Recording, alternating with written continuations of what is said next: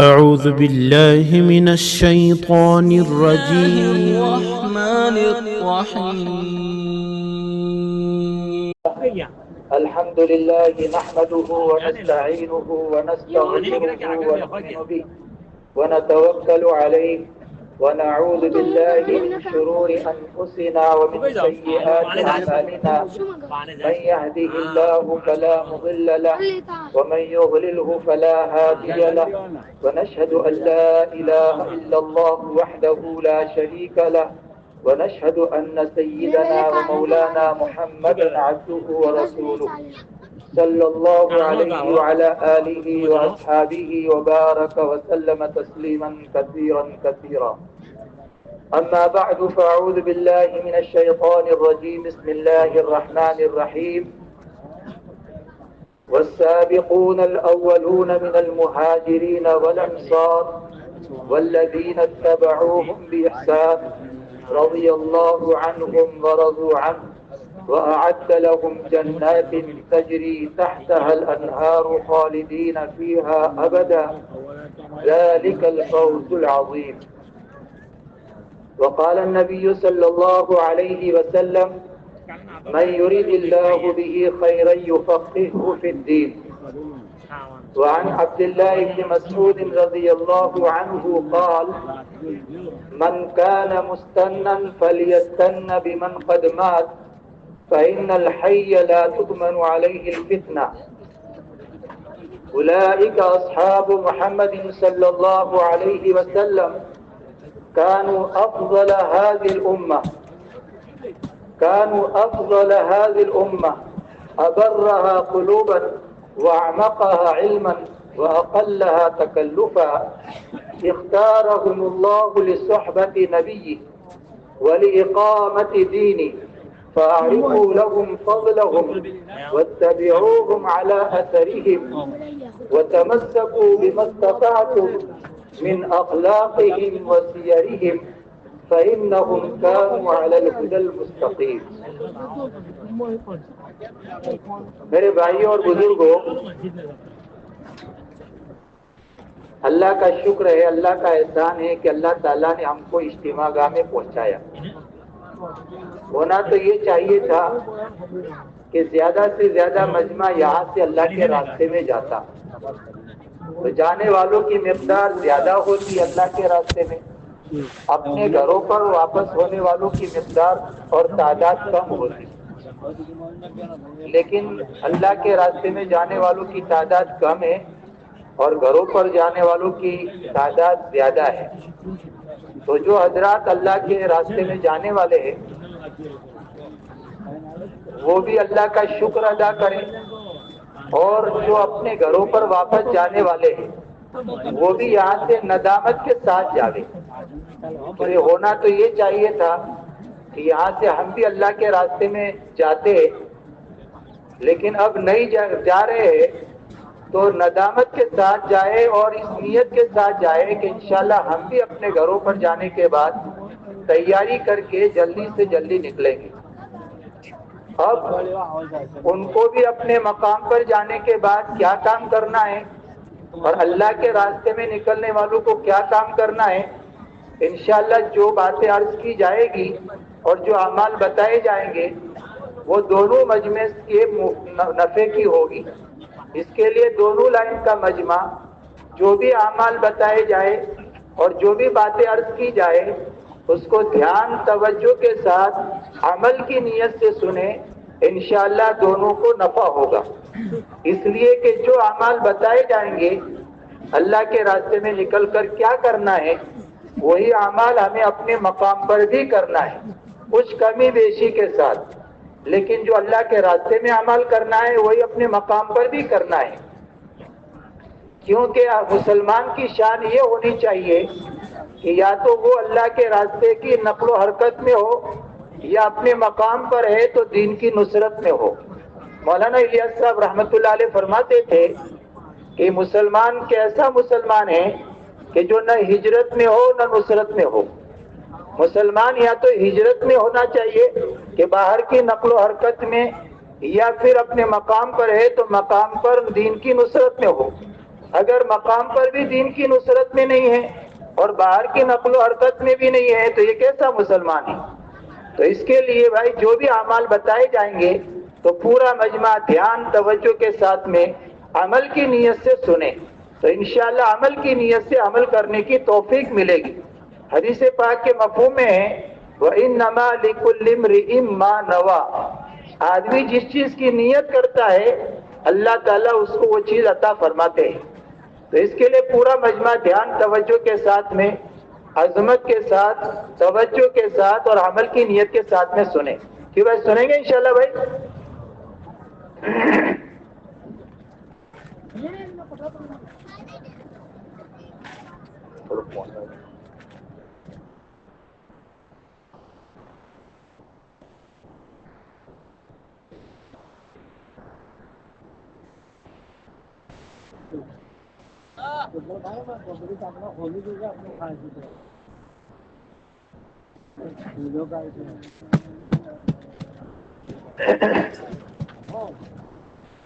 میرے بھائی اور بزرگوں، اللہ رب العزت نے ہمیں آخرت کی تیاری کرنے کے لیے پیدا کیا ہے اور دنیا میں بھیجا ہے۔ دنیا کی یہ مختصر سی زندگی آخرت کی لامحدود زندگی کی تیاری کے واسطے دی ہے۔ جو حضرات اللہ کے راستے میں جا رہے ہیں، اللہ کا احسان، اللہ کا فضل، اللہ کا کرم ہے کہ اللہ رب العزت نے ہمیں اپنے اپنے علاقے سے کتنے لوگوں پر محنتیں ہوئی اللہ کے راستے میں نکلنے کے لیے، اور کتنے مہینوں سے محنتیں ہو رہی تھی اور کتنے لوگوں پر محنت ہوئی، ان تمام کے بیچ میں سے اللہ تعالیٰ نے ہمیں اپنے راستے میں نکلنے کی توفیق عطا فرمائی۔ تو اس نعمت پر ہم اللہ کا شکر ادا کریں۔ اور شکر کیا ہے؟ شکر کے معنی اطاعت کے ہیں۔ اب ہم جب اللہ کے راستے میں جا رہے ہیں تو اب یہ شکر یہ ہے کہ اللہ کے راستے میں نکلنے کے وقت میں جتنے اعمال کرنے کو کہے جاتے ہیں ان عمل کو کرنا، اور جتنی بچنے کی چیزوں سے تاکید کی جاتی ہے اتنی چیزوں سے بچنا، یہی اس راستے کی قدردانی ہے۔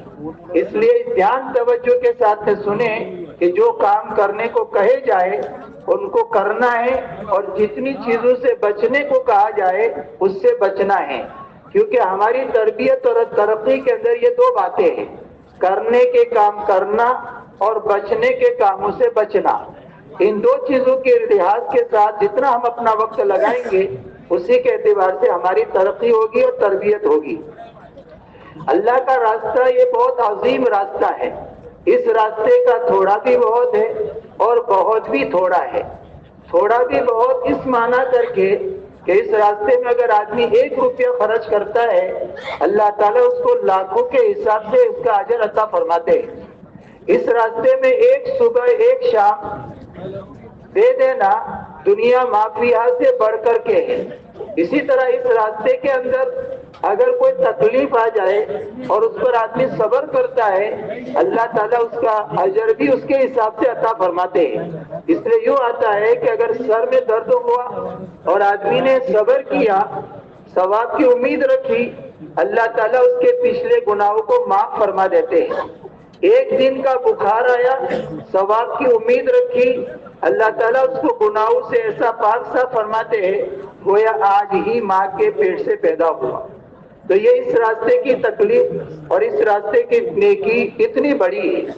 تو یہ اس راستے کا تھوڑا بھی بہت ہے، اور بہت بھی تھوڑا اس معنی کر کے ہے کہ جب آپ اللہ کے راستے میں چلو گے پھرو گے تو آپ کے سامنے امت کی بے دینی آئے گی، دین کا مٹنا آئے گا۔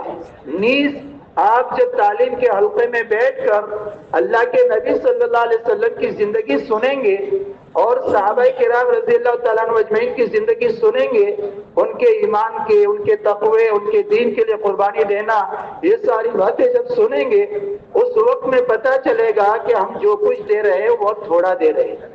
اسی کے ساتھ ہم یہ جو کام کر رہے ہیں وہ ایک اللہ کے لیے کر رہے ہیں۔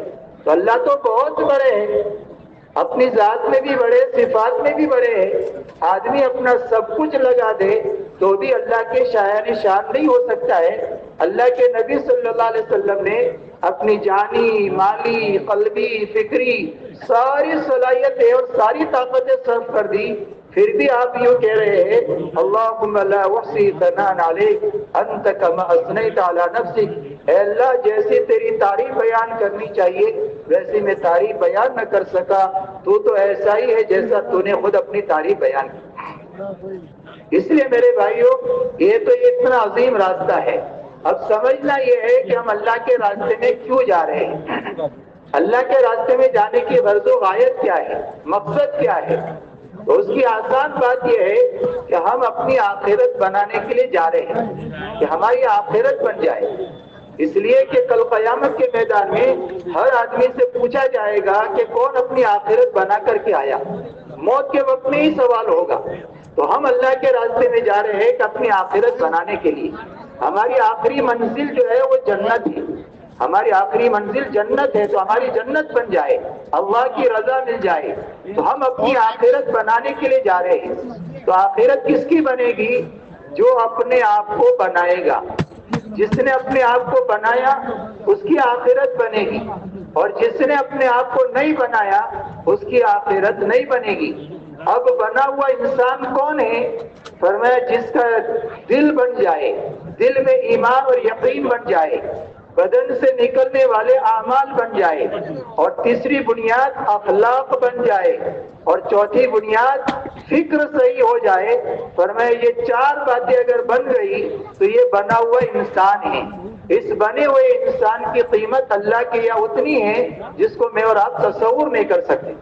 تو ہم اپنے آپ کو اللہ کے راستے میں بنانے کے لیے جا رہے ہیں۔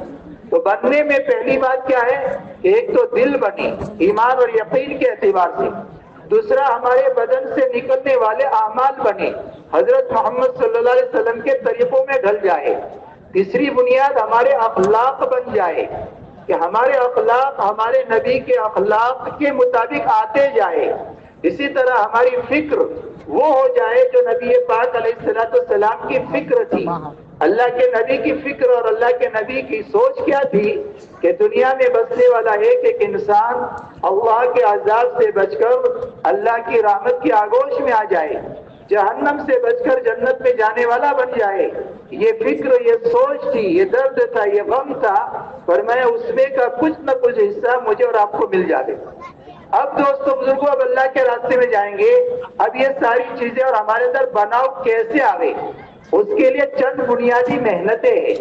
اگر اس کو بنیاد بنا کر ہم نے اپنے آپ کو بنانے کی شروعات کر دی تو آدمی بہت جلدی بننا شروع ہو جائے گا۔ جس طرح 60-70 فٹ کی رسی ہے، وہ گڈ ہو گئی ہے، اب اس کو جو ہے وہ الجھ گئی ہے، اس کو سلجھانا ہے۔ اس کے لیے کیا راستہ ہے؟ ایک تو ایک آدمی ادھر سے کھینچے، دوسرا ادھر سے کھینچے اور کھینچم تانی کرے، تو یہ تو شام ہو جائے گی لیکن وہ جو ہے سلجھے گی نہیں۔ اس کے سلجھانے کا آسان راستہ یہ ہے کہ اس الجھی ہوئی رسی میں اس کا سیرا پکڑ لو۔ اگر آپ نے اس کا سیرا پکڑ لیا اور اس کو کھولنا شروع کیا، بس چند منٹ گزرتے گزرتے یہ 60-70 فٹ کی رسی آسانی کے ساتھ میں یہ جو ہے سلجھ جائے گی۔ ٹھیک اسی طریقے سے میرے بزرگوں ہماری 60 سالہ 70 سالہ زندگی آج الجھی ہوئی ہے، اور اسی الجھے ہوئے پر ہماری آخرت بھی جو ہے ویران ہے۔ اگر ہم یہ چاہے کہ ہماری یہ زندگی سلجھ جائے تو اس کے لیے شروعات کہاں سے کرنی ہے؟ اس کا سیرا پکڑنا۔ اور اس کا سیرا کیا ہے؟ اس کا سیرا دل ہے۔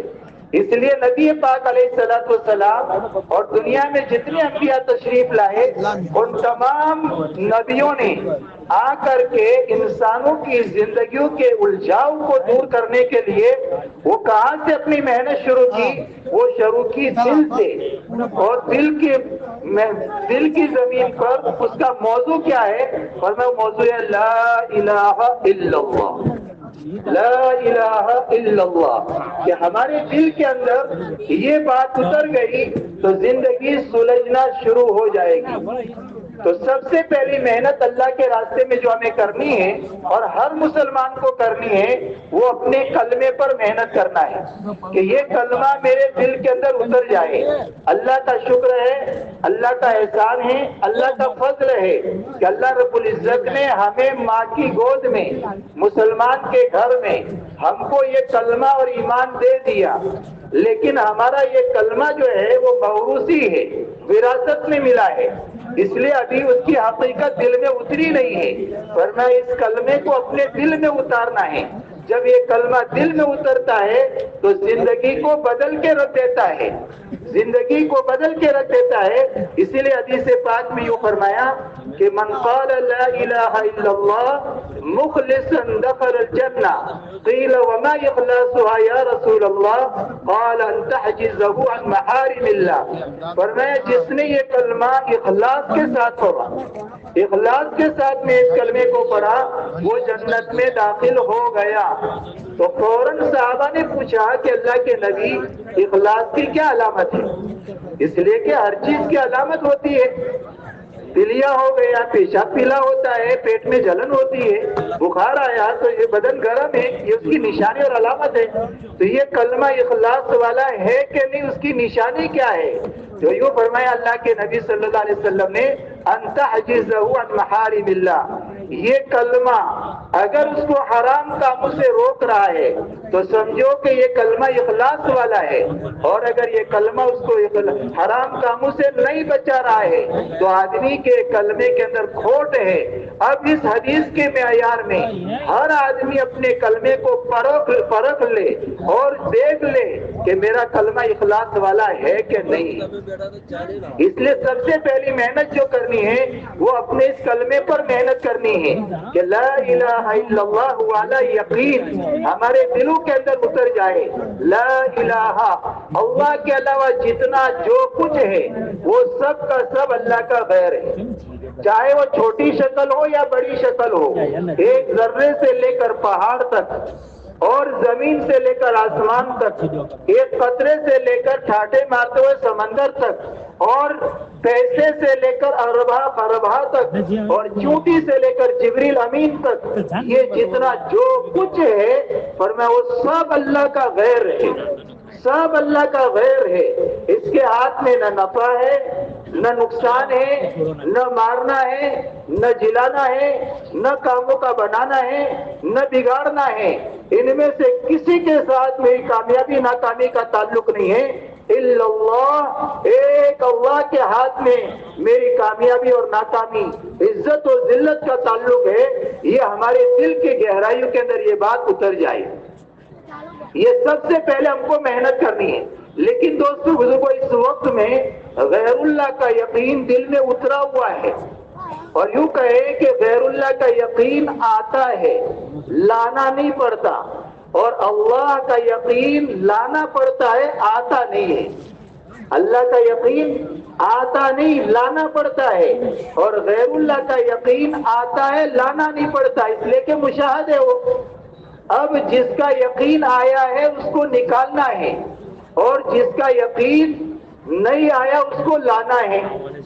کیونکہ اس وقت میں ہمیں جو آدمی کے دل میں جو بات اترتی ہے وہ دیکھنے کے راستے سے، سننے کے راستے سے، بولنے کے راستے سے اور سوچنے کے راستے سے. دل میں جو بات اترتی ہے اس کے 4 راستے ہیں. آنکھ ہے، زبان ہے، کان ہے اور دماغ ہے. یہ 4 راستے ہیں جن 4 راستوں سے دل میں بات اترتی ہے. تو چونکہ ہم نے اللہ کے غیر ہی کو بولا، اللہ کے غیر ہی کو دیکھا اور اللہ کے غیر ہی کو سنا، اسی کو سوچا، جس کے نتیجے میں ہمارے دلوں میں اللہ کا غیر بسا ہوا ہے، اللہ کا غیر اترا ہوا ہے، اور اللہ کے غیر سے ہونے کا ہمارے دلوں میں یقین اترا ہوا ہے. اس کو نکالنا ہے. اللہ کے علاوہ سے جہاں کہیں سے جو کچھ ہوتا نظر آ رہا ہے، یہ نظر تو آتا ہے لیکن اللہ کے غیر سے ہوتا نہیں. جیسے آدمی کے سامنے آئینہ ہے، آئینے میں اپنا چہرہ نظر تو آتا ہے لیکن آئینے میں چہرہ ہے نہیں. آئینے میں چہرہ نظر تو آتا ہے لیکن اس میں ہے نہیں. اسی طریقے سے تالاب میں سورج نظر تو آتا ہے، رات کے اجالے میں چاند نظر تو آتا ہے، لیکن تالاب میں چاند اور سورج ہے نہیں، نظر تو آتا ہے لیکن اس میں ہے نہیں۔ ٹھیک اسی طریقے سے میرے بھائی اور بزرگوں، دنیا کی پھیلی ہوئی شکلوں میں نفع اور نقصان نظر آتا تو ہے لیکن اس میں ہے نہیں۔ یہی بات سمجھنی ہے، یہی بات دل کی گہرائیوں میں اتارنا ہے کہ لا الہ، اللہ کے علاوہ جہاں سے جو کچھ ہوتا نظر آتا ہے وہاں سے نہیں ہوتا، الا اللہ، ایک اللہ کی ذات سے ہوتا ہے۔ اس لیے ہمارے دل کا تعلق اللہ کے غیر سے ہٹ کر، ہمارے دل کی نظر اللہ کے غیر سے ہٹ کر ایک اللہ کی ذات کے ساتھ میں جڑ جائے۔ فرمایا سب سے پہلی محنت کرنا ہے، یہ سب سے پہلی محنت کرنا ہے کہ غیر اللہ کا یقین دل میں اتارنا۔ اللہ ہی کے ہاتھ میں سب کچھ ہے، اللہ جس کی زندگی بنائیں گے اس کی زندگی بنے گی، اللہ جس کی زندگی اجاڑیں گے اس کی زندگی اجڑے گی۔ ہاں، زندگی کے بننے اور بگاڑنے کا تعلق اللہ کے ہاتھ میں ہے، اللہ جس کی زندگی بنائیں گے اس کی بنے گی، اللہ جس کی زندگی اجاڑیں گے اس کی اجڑے گی۔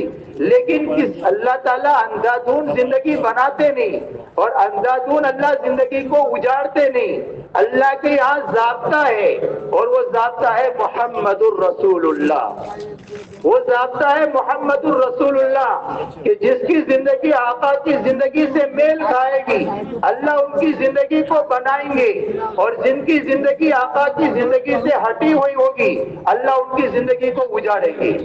اس لیے اللہ نے قرآن میں پچھلی نبیوں کی قوموں کے واقعات کو بیان کیا ہے کہ ملک والے، باغات والے اور وزارت والے، حکومت والے، صنعت و حرفت والے، طاقت والے، یہ اللہ نے پچھلی قوموں کے واقعات بنائے ہیں اور سمجھائے ہیں کہ ان کے پاس ملک تھا، ان کے پاس مال تھا، ان کے پاس باغات تھے، ان کے پاس وزارت تھی اور ان کے پاس میں سارے نقشے تھے، لیکن ان کے پاس کیا چیز نہیں تھی؟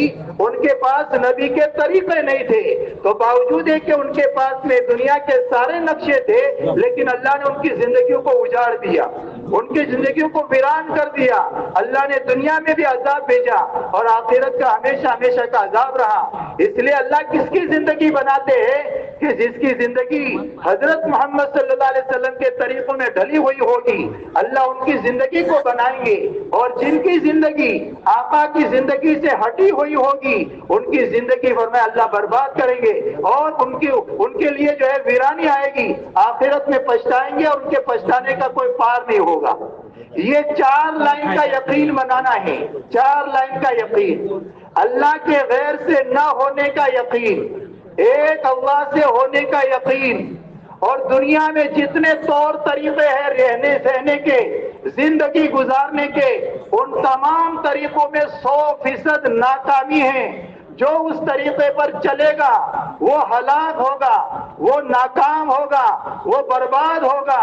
اگر کامیاب ہونا ہے تو کامیابی کا ایک ہی راستہ ہے، وہ راستہ ہے محمد الرسول اللہ، وہ راستہ ہے محمد الرسول اللہ کی محمد سے وفا تو نے تو ہم تیرے ہیں، یہ جہاں چیز ہے کیا لوح و قلم تیرے ہے۔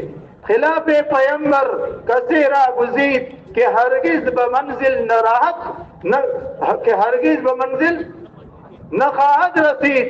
فرمایا اگر نبی کے طریقے کو چھوڑ کر اگر تم نے کوئی راستہ اپنایا ہے تو کبھی بھی تم منزل تک نہیں پہنچ سکتے ہو۔ یہ 4 لائن کے یقین لا الہ الا اللہ محمد الرسول اللہ میں ہر مسلمان کو بنانا ہے۔ اللہ کے راستے میں بھیج کر یہ اس پر محنت کرائی جاتی ہے تاکہ ہمارے دلوں کے اندر یہ 4 لائن کا یقین آ جائے۔ کیسے آئے گا؟ کیسے آئے گا؟ فرمایا 4 لائن سے آئے گا۔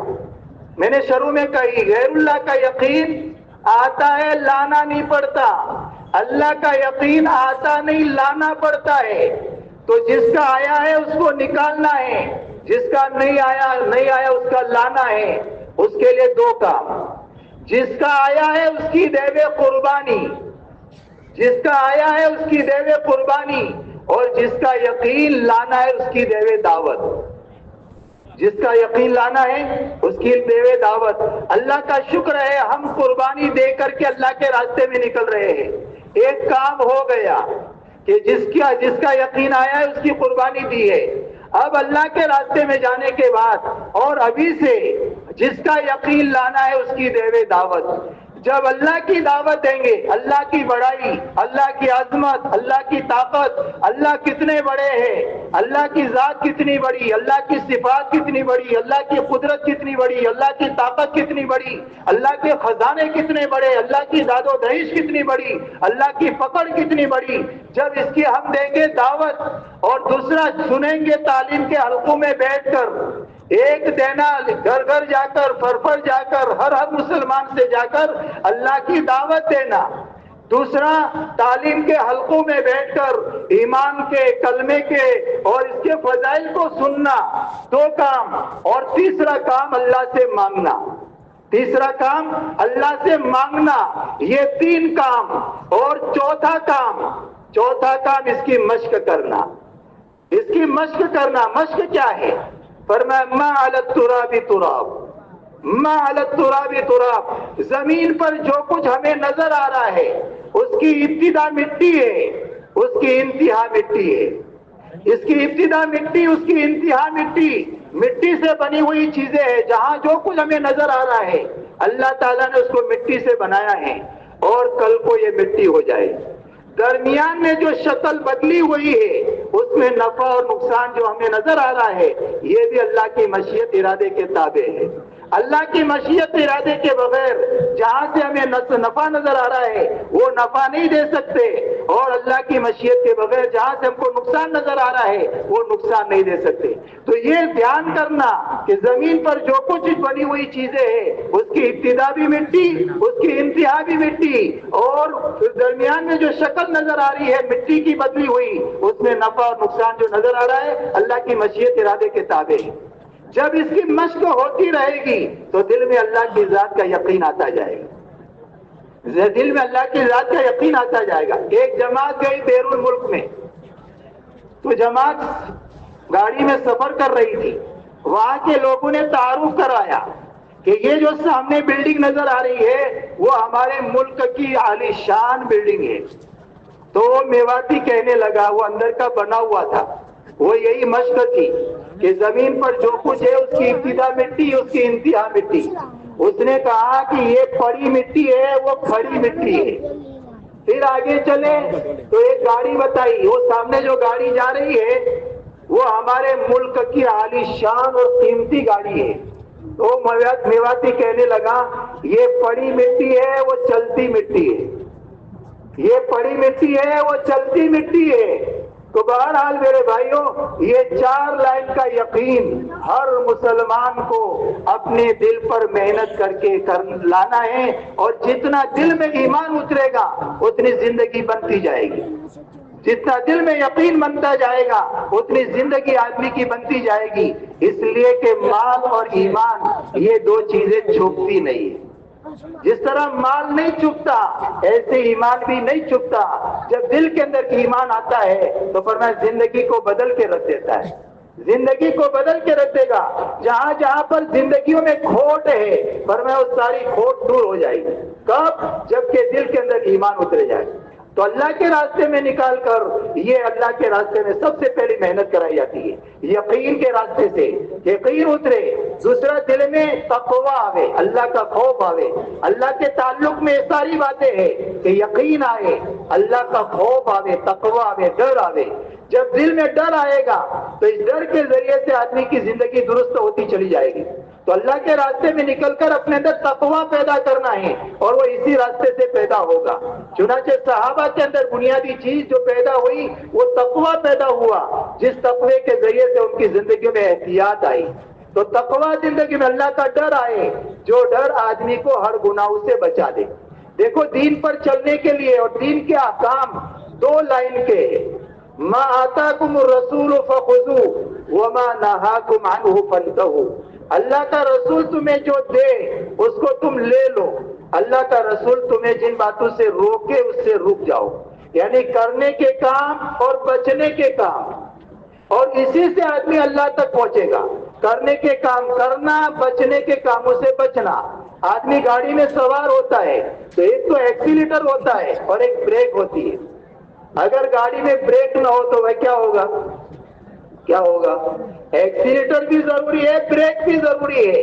ایسے ہی فرمایا کرنے کے کام ہے تو کرنے کے کام کرنا، یہ یوں سمجھیے ایکسیلیٹر ہے، اور بچنے کے کاموں سے بچنا یہ یوں سمجھیے کہ یہ بریک ہے۔ اگر آدمی کی زندگی میں بریک فیل ہو گیا ہے، جہاں من میں آیا وہاں دیکھ لیا، جو من میں آیا وہ سن لیا، جو من میں آیا وہ بول لیا، جو من میں آیا وہ سوچ لیا، جو من میں آیا وہ کر لیا، فرمایا اس کا بریک فیل ہے، اس کو بھاری نقصان ہوگا۔ تو اس کے لیے دوستو بزرگوں، کرنے کے کام کرنا اور بچنے کے کاموں سے بچنا، یہ جب ایمان مضبوط ہوگا، ایمان دل میں اترے گا، یہ کلمہ دل میں اترے گا، تو زندگی کے بگاڑ کو یہ ایمان دور کر دے گا۔ یہ ایمان کا خاصہ ہے کہ جب دل میں اترتا ہے تو زندگی کو درست کر دیتا ہے۔ اس لیے پہلی محنت کرنی ہے اپنے کلمے پر۔ دوسری محنت کیا کرنی ہے؟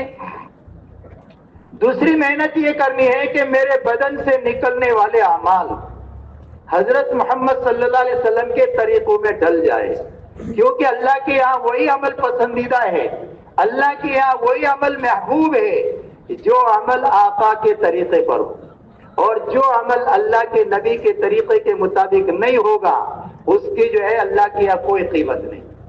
اور جتنا ہماری زندگی ہمارے نبی کی زندگی سے میل کھاتی جائے گی اتنا آدمی کو اس کی برکتیں ملتی رہے گی۔ اس لیے یوں فرمایا کہ من حافظ علی سنتی، کہ جس نے میری سنتوں کی حفاظت کی اور میری سنتوں کے مطابق زندگی گزاری، اللہ تعالیٰ 4 باتوں سے اکرام فرمائیں گے، 4 باتوں سے اکرام فرمائیں گے۔ المحبہ فی قلوب البررہ، اللہ تعالیٰ نیک لوگوں کے دلوں میں محبت ڈالیں گے۔ والہیبہ فی قلوب الفجرہ، فاسق فاجر قسم کے لوگوں کے دلوں میں اللہ رعب ڈالیں گے، رعب ڈالیں گے۔ جب اللہ کے نبی کے سنتوں میں، آپ کے طریقوں میں ہم اپنے آپ کو ڈالیں گے، اس لیے اللہ کے نبی نے فرمایا نصرت بالرعب مسیرۃ شہر، اللہ نے میری مدد فرمائی ہے دشمنوں سے کہ میرا دشمن مہینے کی مسافت کی دوری پر ہوتا ہے اور وہیں پر کانپتا ہے، وہ کانپتے ہیں وہ۔ جب ہماری زندگیوں میں اللہ کے نبی کی سنتیں آئیں گی، اللہ کے نبی کے طریقے آئیں گے، اللہ رعب ڈالیں گے دشمنوں کے دلوں میں، کچھ بولنا نہیں پڑے گا، یہ اس سنت کا رعب ہوتا ہے۔ یہ تو دوسرا انعام فرمائیں گے، عطا فرمائیں گے، فاسق فاجر قسم کے لوگوں کے دلوں میں اللہ رعب ڈالیں گے۔ تیسرا انعام وثقۃ فی الدین، دین میں اللہ مضبوطی عطا فرمائیں گے، دین میں اللہ پختگی عطا فرمائیں گے۔ جتنا سنت کا متبع ہوگا اتنا دین کا پابند ہوگا اور دین میں پختگی آتی جائے گی۔ اور چوتھا انعام وسعت فی الرزق، اللہ تعالیٰ رزق کے اندر کشادگی عطا فرمائیں گے۔ اس لیے اب ہمارے دل کا اندر کا یقین بنے اور ہمارے بدن سے نکلنے والے اعمال درست ہو، ایک ایک عمل سنت کے مطابق ہو۔ اس کے لیے دوسرا کام جس کے اوپر ہمیں اور ہر مسلمان کو مشق کرنا ہے وہ نماز پر کرنا ہے، وہ نماز پر کرنا ہے۔ اس لیے کہ کلمہ بتاتا ہے اپنے آپ کو پابند بناؤ، اور نماز سکھاتی ہے اپنے آپ کو ایسے پابند بناؤ، تمہاری آنکھیں بھی پابند، تمہارے کان بھی پابند، تمہارے دل و دماغ بھی پابند، تمہارا پورا وجود پابند۔ تو یہ جب نماز آدمی کی جاندار ہوگی تو آدمی کی پوری زندگی پابندی والی بن جائے گی۔ اس لیے یوں فرمایا جس کی نماز صحیح اس کی پوری زندگی صحیح، جس کی نماز صحیح نہیں اس کی زندگی بھی صحیح نہیں، جس کی نماز جاندار اس کی زندگی شاندار۔ اور نماز اگر ہماری جاندار بن گئی تو ہماری پوری زندگی صحیح ہو جائے گی۔ اس لیے نماز اگر جاندار ہوئی اللہ 3 بڑے بڑے انعام عطا فرمائیں گے، 3 بڑے بڑے انعام۔ سب سے پہلا انعام اللہ تعالیٰ دل میں ہدایت کا نور اتاریں گے، یہ پہلا انعام ملے گا نماز کے جاندار ہونے پر۔ اور ہدایت ہم میں سے ہر انسان کی سب سے بڑی ضرورت ہے، اللہ کے خزانے کی لامحدود دولت ہے، قیمتی دولت ہے، ہر ایک کی ضرورت ہے۔ قیامت کے میدان میں ہر آدمی اپنی ہدایت کے نور میں چلے گا، جس طرح دنیا میں ہر گاڑی اپنی بیٹری اور اپنی روشنی میں چلتی ہے، ایسے قیامت کے میدان میں ہر آدمی اپنی ہدایت کے نور میں چلے گا۔ تو یہ ہدایت کا نور جو ملے گا فرمایا وہ نماز کے راستے سے ملے گا، اس لیے پہلا انعام ملے گا۔ دوسرا انعام، زندگیوں میں جتنا بگاڑ ہے، جتنے رذائل ہے، جتنی برائیاں ہیں، فرمایا وہ نماز کے راستے سے دور ہوگی، نماز کے راستے سے دور ہوگی۔ تیسرا انعام، اللہ کی قدرت سے، اللہ کے خزانے سے، اللہ سے لینے کا راستہ مل جائے گا، اس لیے کہ اللہ کے پاس ہر چیز کے خزانے ہیں۔ وَإِن مِّن شَيْءٍ إِلَّا عِندَنَا خَزَائِنُهُ وَمَا نُنَزِّلُهُ إِلَّا بِقَدَرٍ مَّعْلُومٍ، ہمارے پاس ہر چیز کے خزانے ہیں، رزق کے خزانے، علم کے خزانے، مغفرت کے خزانے، روزیوں کے خزانے، صحت کے خزانے، ہر چیز کے خزانے ہیں۔ کتنے بڑے بڑے خزانے ہیں، اللہ کے نبی صلی اللہ علیہ وسلم نے سمجھایا کہ سارے انس اور جن چٹیل میدان میں جمع ہو جائے، ہر ایک اللہ سے اپنی مراد مانگتا جائے، اللہ دیتا جائے۔ ایک نے کہا اس دنیا سے 10 لاکھ گنا مجھے اللہ دے، دوسرا کہے 30 لاکھ گنا دے، الغرض جس کے بس میں جتنا ہے اتنا اللہ سے مانگے، اللہ دیتا جائے۔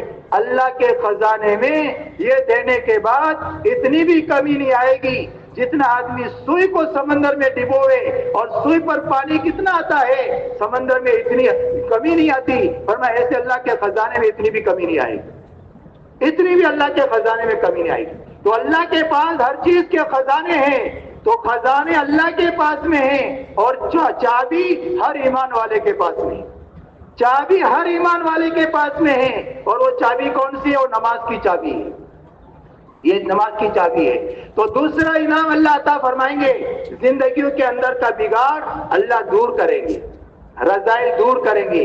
اسی لیے حضرت شیخ رحمۃ اللہ علیہ نے جو فضائل نماز میں جو باتیں لکھی ہے، ایک آدمی آیا اللہ کے نبی کے پاس اور میں اللہ کے نبی یہ فلانا چوری بھی کرتا ہے، نماز بھی پڑھتا ہے۔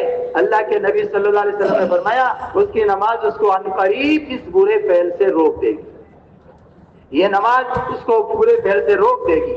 حضرت عمر رضی اللہ تعالیٰ عنہ کے زمانے میں ایک نوجوان کی آنکھ لڑ گئی ایک عورت کے اوپر، اس عورت کو پتا چلا تو اس عورت نے پیغام پہنچایا کہ تو حضرت امیر المؤمنین عمر رضی اللہ تعالیٰ عنہ کے پیچھے 40 دن تک تکبیر اولیٰ کے ساتھ نماز پڑھ، آگے کی بات بعد میں دیکھی جائے گی۔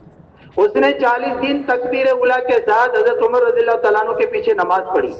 اس کا یہ اثر ہوا کہ اس کا دل جو ایک مخلوق پر آ گیا تھا، اللہ نے اس کو اپنی ذات کے ساتھ جوڑ دیا، عشق مجازی عشق حقیقی میں بدل دیا اللہ تعالیٰ نے۔ جب حضرت عمر رضی اللہ تعالیٰ عنہ کو پتا چلا تو فرمایا صدق اللہ و رسولہ، اللہ رسول کی بات سچی ہے، پکی ہے۔ ان الصلاۃ تنہی عن الفحشاء والمنکر، نماز ناشائستہ اور برائیوں سے روکتی رہتی ہے، برائیوں سے روکتی رہتی ہے۔ حضرت مفتی عبدالرحیم صاحب رحمۃ اللہ علیہ نے اپنی کتاب فتاوی رحیمیہ میں اس واقعے کو ذکر کیا ہے۔ یہ جو 40 دن، یہ 4 مہینہ کائے کے لیے ہے؟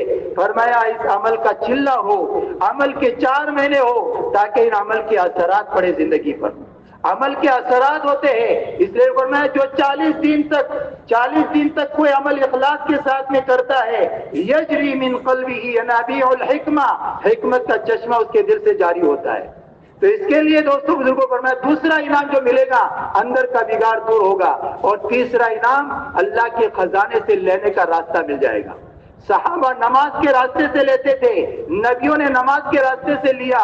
ہم جو 12 ہمارے سامنے واقعات ہیں، یہ واقعات ہے، کون سے راستے سے فائدہ اٹھایا؟ نماز کے راستے سے۔ اور نماز کے راستے سے فائدہ اٹھانا، دنیا کے جتنی مادی طاقتیں ہیں اور مادی وسائل ہیں، جہاں سارے مادی طاقتیں جمع ہو جائے، فرمایا نماز کی اور دعا کی طاقت تو وہاں اس کے آگے سے شروع ہی ہوتی ہے، اتنی طاقت ہے یہ۔ اس لیے دوستو بزرگوں، اپنی نماز پر محنت کر کے اپنی نماز کو جاندار بنانا، نماز الحمدللہ پورا مجمع پڑھتا ہے، اس لیے ایک تو اس بات کا اہتمام ہو کہ ہماری اپنی اپنی بستیوں میں، اپنے اپنے گھروں میں 7 سال کے بچے اور بچی سے لے کر بڑی عمر تک میں کوئی بے نمازی نہ رہے، اس بات کی محنت کرنا تاکہ نماز کے برکات اور نماز کے اثرات ہمارے اوپر اور پوری امت مسلمہ پر ظاہر ہو۔ مولانا یوسف صاحب رحمۃ اللہ علیہ فرماتے تھے جس دن امت میں 50% نماز زندہ ہوگی، 50% نماز زندہ ہوگی، باطل کا عروج رک جائے گا، باطل کا عروج رک جائے گا، اور جس دن مسلمانوں میں 50 سے اوپر نماز کا فیصد شروع ہو جائے گا، 51 52 53، فرمایا مسلمانوں کا عروج شروع ہو جائے گا اور باطل کا زوال شروع ہو جائے گا۔ آج اپنے اپنے محلوں میں، اپنی اپنی بستیوں میں ہم دیکھیں کہ نمازیوں کا فیصد کتنا ہے۔ یہ کون محنت کرے گا میرے بزرگوں؟ یہ جتنا بیٹھا مجمع ہے، اللہ کے راستے میں جانے والے بھی اور جتنا بیٹھا مجمع ہے، ان سب کی ذمہ داری ہے، ان سب کا وظیفہ حیات ہے کہ اپنے اپنی بستیوں میں، اپنے اپنے گھروں میں اس بات کی محنت کرے کہ 100% مسلمان 7 برس کے بچے اور بچی سے لے کر بڑی عمر تک میں ہر ایک کے اندر نماز زندہ ہو جائے۔ مرد حضرات مسجدوں میں آ کر نمازوں کا اہتمام کرے اور عورتیں اپنے گھروں میں اول وقت میں نماز پڑھنے کا اہتمام کریں۔ اس لیے دوسری چیز جو ہمیں اپنے آپ کو بنائے گی، اور اللہ تعالیٰ بنی ہوئی زندگی کو پسند کرتے ہیں، اپنے آپ کو بنانے میں دوسری بنیاد ہے اپنی نماز پر محنت کرنا۔ اب نماز جاندار کون سی ہے؟ فرمایا جس نماز میں 5 چیزیں آ جائے وہ نماز جاندار بن جائے گی، وہ نماز جاندار بن جائے گی۔ سب سے پہلی چیز کلمے والا یقین آ جائے کہ کرے گا اللہ۔ اس لیے نماز پڑھتے ہم اس وقت میں ایسے رکعت باندھنے کے لیے ہاتھ اٹھاتے ہیں، میں نے ساری چیزوں کو اپنے پیچھے ڈال دیا، میرے مکان، میری دکان، میری تجارت، میری ساری چیزیں، اب میرے سامنے میرا اللہ ہے، اسی اللہ سے سارا کام بنے گا۔ اس لیے فرمایا یہ کہ کلمے والا یقین آئے نماز میں۔ دوسرا کیا ہے؟ فرمایا دوسرا مسائل والی شکل آئے۔ نماز میں کیا چیزیں فرض ہے، کیا واجبات ہے، کیا سنتیں ہیں، یہ ساری چیزوں کو سیکھے اور سیکھ کر کے نماز کی شکل فرمایا مسنون طریقے پر ہو۔ ہمارا قیام سنت کے مطابق، ہمارا رکوع سنت کے مطابق، ہمارا سجدہ سنت کے مطابق، ہمارا قاعدہ سنت کے مطابق، فرمایا ہماری نماز کی ظاہری حیت یہ پوری کی پوری سنت کے مطابق ہو۔ تیسرا عمل کیا؟ فرمایا تیسری چیز فضائل کا شوق، فضائل کا شوق۔ فرمایا کہ اپنی نماز جو پڑھے وہ شوق کے ساتھ پڑھے۔ وہ شوق کے ساتھ کیسے پڑھیں گے؟ جب تعلیم کے حلقوں میں بیٹھ کر نماز پر اللہ کیا دیں گے، سجدے پر اللہ کیا دیں گے، نماز میں تلاوت کرنے پر اللہ کیا دیں گے، نماز میں قیام لمبا ہوگا اللہ کیا دیں گے، نمازی اللہ سے باتیں کرتا ہے، سجدہ کرنے والا رحمان کے قدموں میں سجدہ کرتا ہے۔ جب یہ فضائل سنیں گے اس کے راستے سے ہمارے اندر فضائل کا شوق آئے گا۔ تو فضائل کے شوق کے ساتھ نماز پڑھنا، سر سے اتارنے والی نہیں بلکہ شوق والی، لگے کہ اس کو نماز میں جی لگتا ہے۔ اسی لیے مولانا سعید احمد خان صاحب رحمت اللہ علیہ جب جماعتوں کو روانہ کرنے سے پہلے یہ جو ہدایات دیتے تھے اس میں کی ایک بات یوں کہتے تھے کہ بھائیو تم اللہ کے راستے میں جا رہے ہو، اللہ کے راستے میں جا کر اپنی نمازوں پر ایسی محنت کر کے آئیو کہ نماز میں جی لگنے لگے، ایسی محنت کر کے آئی ہو کہ نماز میں جی لگنے لگے۔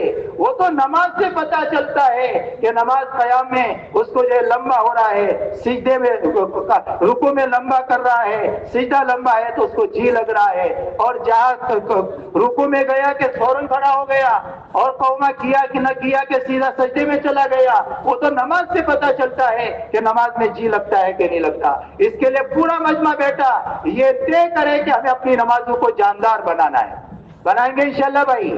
چوتھی بات نماز میں اللہ کا دھیان آوے، اللہ کے دھیان کے ساتھ نماز پڑھنا۔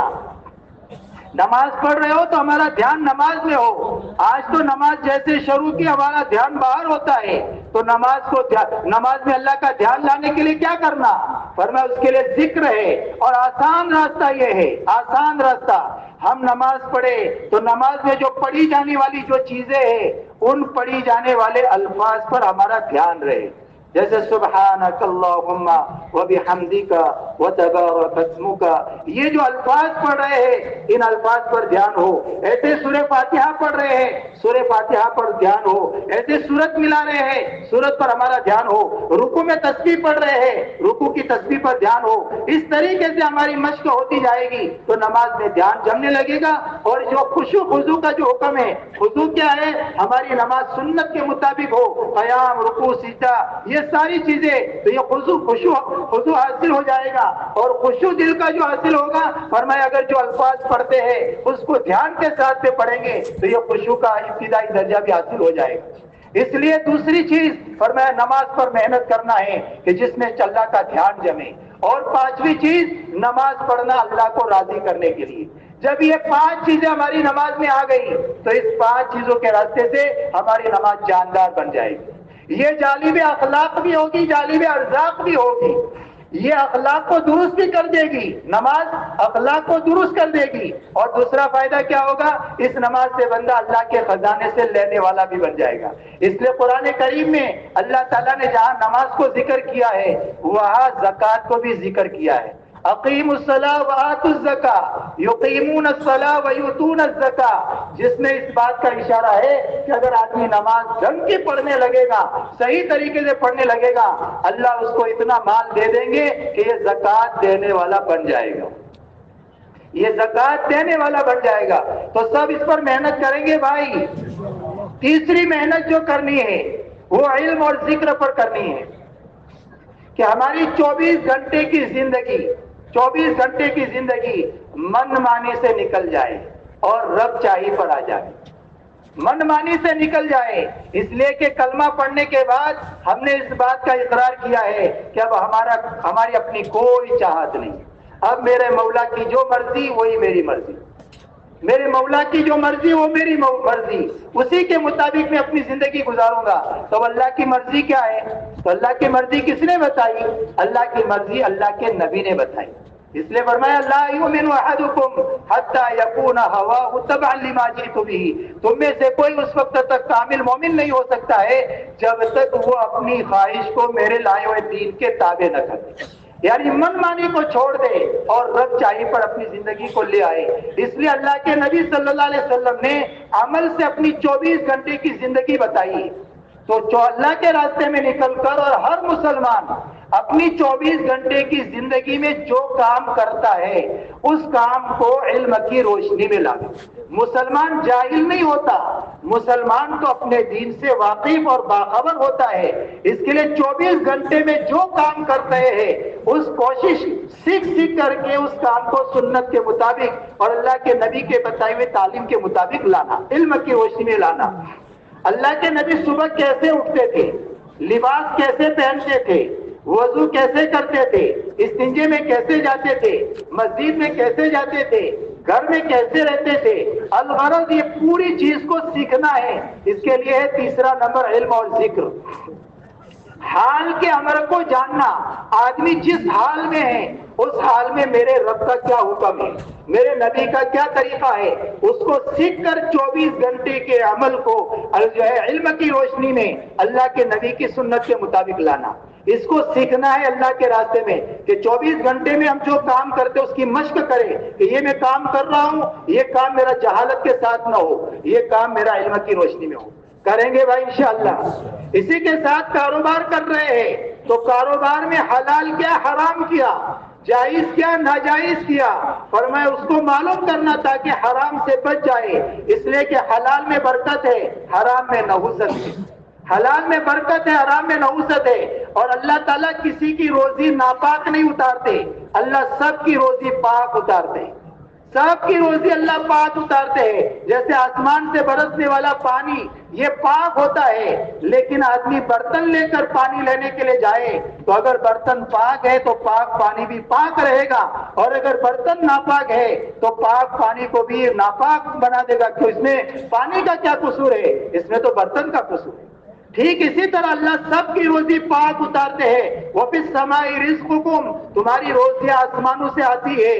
تو یہ آسمانوں میں اللہ نے روزی کا فیصلہ کیا ہے، پاک روزی اتارتے ہیں. ہم نے جو برتن اختیار کر رکھے ہیں، چاہے وہ تجارت کا برتن ہو، چاہے وہ دکانداری کا برتن ہو، چاہے زراعت کا برتن ہو، چاہے حکومت کا برتن ہو، چاہے ملازمت کا برتن ہو، جو بھی ہمارے برتن ہیں، اگر یہ سچائی امانت داری کا ہے اور نمازوں کے اہتمام والا ہے، لوگوں کے ساتھ کے احسان والا ہے، تو فرمایا کہ یہ برتن پاک رہے گا تو آنے والی روزی بھی پاک رہے گی. آدمی بھی پاک روزی کھائے گا، اولاد کو بھی پاک روزی کھلائے گا، جس کے نتیجے میں نسلوں میں بہاریں آئیں گی. اور اگر آدمی نے اپنے برتن کو گندا کر دیا، جھوٹ سے، غبن سے، رشوت سے، سود سے، دھوکہ دہی سے اور ان چیزوں سے اگر اپنے برتن کو گندا کر دیا تو آنے والی روزی جو پاک تھی اس کو ایک برتن ناپاک کر دے گا. اور ناپاک روزی کے راستے سے کبھی بھی نسلوں میں بہاریں نہیں آئے گی، کبھی بھی باہر نہیں آ سکتی ہے. اس کے لیے میرے بھائیوں، ہمیں اپنے کمائی کے لائن میں زندگی گزارنے کے تمام شعبوں کے اندر فرمایا حلال حرام کو جاننا، جائز ناجائز کو معلوم کرنا اور ان چیزوں کی رعایت کے ساتھ اپنے کاروبار کو کرنا. علماء نے لکھا ہے جو اپنے کاروبار کو علماء سے پوچھ کر کے جائز طریقے پر کرے گا، اللہ ان کے کاروبار میں برکت عطا فرمائے. ایک اللہ والوں سے کسی نے پوچھا کہ اللہ کا اسم اعظم کیا ہے؟ اسم اعظم یعنی اللہ کا وہ بڑا نام، عظیم نام کہ جس نام لینے کے بعد بندہ جو بھی اللہ سے دعا مانگتا ہے اللہ اس کی دعا کو رد نہیں کرتے. تو اللہ والے کہنے لگے بھائی تو اپنے دل کو غیر اللہ سے پاک کر دے اور پیٹ کو حرام سے پاک کر دے، پھر جون سا چاہے اللہ کا نام لے کر اللہ کو پکار، یہ سارے نام تجھے اسم اعظم کا نفع دیں گے. دل کو غیر اللہ سے پاک کر دے، اور جب تک دل غیر اللہ سے پاک نہیں ہوگا آدمی اپنے کاروبار میں صحیح نہیں چل سکتا ہے. اور دوسرا فرمایا اپنے پیٹ کو حرام سے پاک کر. اس لیے دوستو بزرگوں فرمایا اپنی کمائیوں کو علم پر لانا. ایسے ہی ذکر ہر مسلمان اللہ کے دھیان کے ساتھ میں جیے. آج آدمی گناہ کیوں کرتا ہے؟ آدمی یہ سوچتا ہے مجھے کوئی نہیں دیکھ رہا، مجھے کوئی نہیں دیکھ رہا، مجھے کوئی نہیں سن رہا، میرے حرکت کو کوئی نہیں جان رہا. اللہ سمیع ہے، اللہ بصیر ہے، اللہ علیم ہے، سب دیکھ رہے ہیں. اللہ قرآن میں کہہ رہے ہیں اللہ یعلم من خلق وهو اللطیف الخبیر. اجی جس نے بنایا وہ نہیں جانے گا، جس نے پیدا کیا وہ نہیں جانے گا، وہ تو بڑا لطیف ہے، بڑا خبر ہے، باخبر ہے. اللہ تو ایک جگہ فرماتے وَلَقَدْ خَلَقْنَا الْإِنسَانَ وَنَعْلَمُ مَا تُوَسْوِسُ بِهِ نَفْسُهُ وَنَحْنُ أَقْرَبُ إِلَيْهِ مِنْ حَبْلِ الْوَرِيدِ. فرمایا ہم نے ہی تو انسان کو پیدا کیا ہے، ہم تو ان کے دلوں میں اٹھنے والے وساوس کو بھی جانتے ہیں اور شہرت سے بھی زیادہ قریب ہے. اس لیے اللہ کا دھیان ہو جائے گا تو آدمی گناہوں سے بچ جائے گا کہ میرا اللہ مجھے دیکھ رہا ہے، مجھے اللہ کو اپنی زندگی کا حساب دینا ہے، تو میں اللہ کو کیا منہ دکھاؤں گا. تو دل میں جب اللہ کا دھیان آئے گا تو جس کے نتیجے میں آدمی گناہوں سے بچ جائے گا. اب اللہ کا دھیان لینے کے لیے کیا راستہ ہے؟ فرمایا 4 طرح کے اعمال کی پابندی کرنا ہے. اللہ کے راستے میں نکلنے والے بھی، اپنے مقام پر جانے والے بھی. سب سے پہلی چیز فرائض کا اہتمام کے بعد نماز ہے، روزہ ہے، زکوٰۃ ہے، حج ہے، جس کے ذمہ جو فرض ہے فرائض کا اہتمام کرنے کے بعد قرآن پاک کی تلاوت. قرآن پاک کی تلاوت ہر مسلمان روزانہ کوئی دن ایسا نہ جاوے کہ جو قرآن کی تلاوت نہ کرتا ہو. جو حافظ قرآن ہے وہ 3 پارے پڑھنے کا اہتمام، جو غیر حافظ ہے وہ 1 پارہ پڑھنے کا اہتمام کرے. اور جن کو قرآن پڑھنا نہیں آتا روزانہ 1 گھنٹہ کم سے کم قرآن کریم کو سیکھنے کے لیے فارغ کرے. یہ کیا بات ہوئی؟ آدمی دنیا میں آیا اور قرآن پڑھنا اس نے نہیں سیکھا، کتنی محرومی کی بات ہے. اس کے لیے قرآن کریم کی تلاوت کے لیے روزانہ وقت فارغ کرنا. اس دھیان کے ساتھ آدمی قرآن پڑھے، میں میرے اللہ کو قرآن سنا رہا ہوں، میرا اللہ میرا قرآن سن رہا ہے، میں اللہ مجھے قرآن سنا رہے ہیں، میں اللہ کا قرآن سن رہا ہوں، حافظ قرآن روزانہ 3 پارے پڑھنے کا اہتمام کرے، جو غیر حافظ ہے وہ 1 پارہ پڑھنے کا اہتمام کرے۔ ہمارے مسلمانوں کے کوئی گھر ایسے نہ ہو جہاں قرآن کی تلاوت نہ ہوتی ہو۔ فتنوں سے بچنے کا راستہ، اللہ کے قرب کا راستہ، اللہ کی محبت کا راستہ، اللہ کے تعلق کا راستہ قرآن کے ساتھ کا تعلق ہے، قرآن کی تلاوت ہے، قرآن کے ساتھ کا شغف ہے۔ اس لیے ہر مسلمان کے گھر کے اندر بچے بچیاں اور اسی طرح بڑے چھوٹے سب قرآن پاک کی تلاوت کا اہتمام کریں، اور اللہ کے راستے میں جو نکل رہے ہیں وہ بھی روزانہ وقت فارغ کر کے قرآن پاک کی تلاوت کا اہتمام۔ اسی طریقے سے دوسری چیز، تھوڑا وقت فارغ کر کے اللہ کو یاد کرے، اللہ کو یاد کرے۔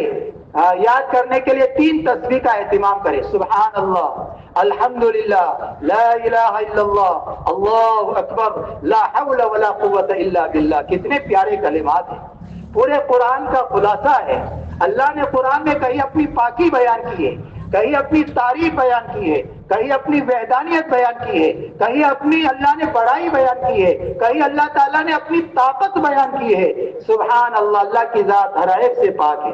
الحمدللہ، ساری خوبیاں اللہ کے لیے ہے، تو جو ذات بے عیب ہے ساری خوبیاں اسی میں ہے، دل لگانے کے قابل وہی ہے، لا الہ الا اللہ۔ اور اللہ اکبر، جس اللہ کو میں نے بولا، سنا، سوچا، لکھا، پڑھا، اللہ اکبر، اللہ تو اس سے بھی بڑے ہیں۔ مجھے گناہوں سے بچا کر نیکی کے راہوں پہ چلانے والا، مجھے پریشانیوں سے نکال کر عافیت میں لانے والا، میرا ٹینشن دور کرنے والا اللہ کے علاوہ کوئی نہیں ہے، لا حول ولا قوت الا باللہ۔ یہ 1 تسبیح روزانہ صبح میں، 1 تسبیح شام میں پڑھنے کا اہتمام کرے، ہر مسلمان اس کا اہتمام کرے۔ جب یہ اس کا اہتمام کریں گے، اللہ دلوں کو چیر کر اپنی محبت دل میں ڈالیں، اللہ اپنی عظمت دلوں میں ڈالیں گے۔ سب اس کا اہتمام کریں گے بھائی۔ دوسری تسبیح صبح شام کی درود شریف کی ہے۔